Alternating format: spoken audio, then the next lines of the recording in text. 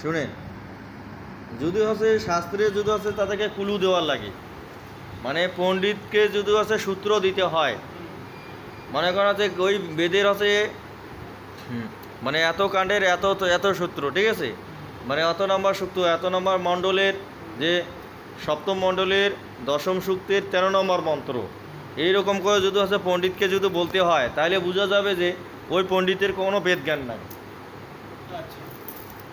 যদি হচ্ছে কোনো গীতা পাঠককে যদি বলতে হয় যে গীতার হচ্ছে 13তম অধ্যায় 17 নম্বর মন্ত্র শ্লোক, মানে দ্বিতীয় অধ্যায়ের আছে 69 নম্বর শ্লোক, না মানে যে প্রশ্নটা করবে হ্যাঁ তাকে গীতা সম্পর্কে জ্ঞান নাই, হ্যাঁ মানে তাকে যদি হচ্ছে সূত্র দিয়ে যদি বলতে হয়, তাহলে বোঝা যাবে যে ওই পণ্ডিতের কোনো হচ্ছে জ্ঞান নাই। কারণ জ্ঞান থাকলে তো ওই প্রশ্ন করবে না, ও তো জানেই।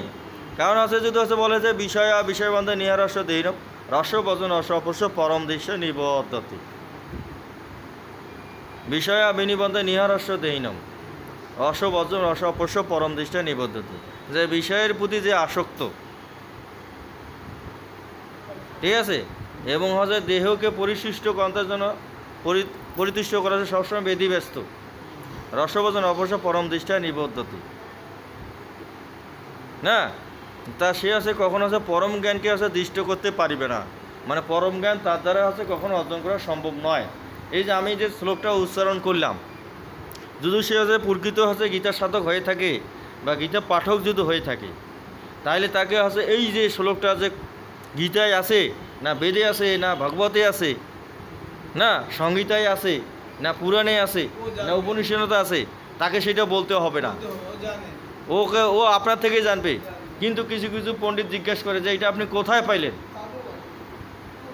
মানে কোথা থেকে পেলেন বা কোথায় লেখা আছে এখন বলেন, তাহলে তাকে কখনো পণ্ডিত বা জ্ঞানী ব্যক্তি বলা যাবে না, ও সাধারণ ভক্ত মনে করেন।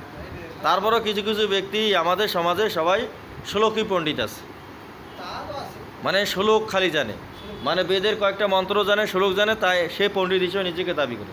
আসলে কিন্তু তারা পণ্ডিত না। কি পণ্ডিত? কখনো তারা হচ্ছে পণ্ডিত নয়।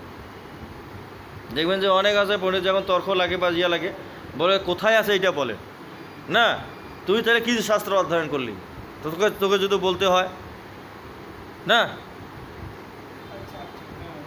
আমার কি ঠিক না, তাহলে তুই কী শাস্ত্র অধ্যয়ন কর, তোকে কেন সূত্র দিতে হবে যে কোথায় পেলি? তাহলে তুই কোনো শাস্ত্রই অধ্যয়ন করিস নাই, ওই বিষয়ে তোর জ্ঞান নাই, তুই কুলু চাচ্ছিস, মানে সূত্র চাচ্ছিস।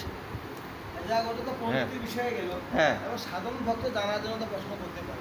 হ্যাঁ সাধারণ ভক্তরা তো প্রশ্ন করবেই, মানে সাধারণ ভক্তরা তো আছে ওইভাবে প্রশ্ন করবে না, না সাধারণ ভক্তরা সূত্র দিয়ে কখনো প্রশ্ন করবে না, মানে ওরা জানতে পারে যে আমাদের আছে যে দেখবে যে মা বোনরা হচ্ছে প্রশ্ন করলো যে না মা বোনরা হচ্ছে সবার হচ্ছে ভোজন শেষে তারপরে ভোজন গ্রহণ করে, কেন গ্রহণ করে, কোন শাস্ত্র আছে, আমরা একটু হচ্ছে জানতে চাচ্ছি, এইরকম প্রশ্ন করবে। ওই শাস্ত্র কিছু জানে না, ওই বাড়িতে দেখছে না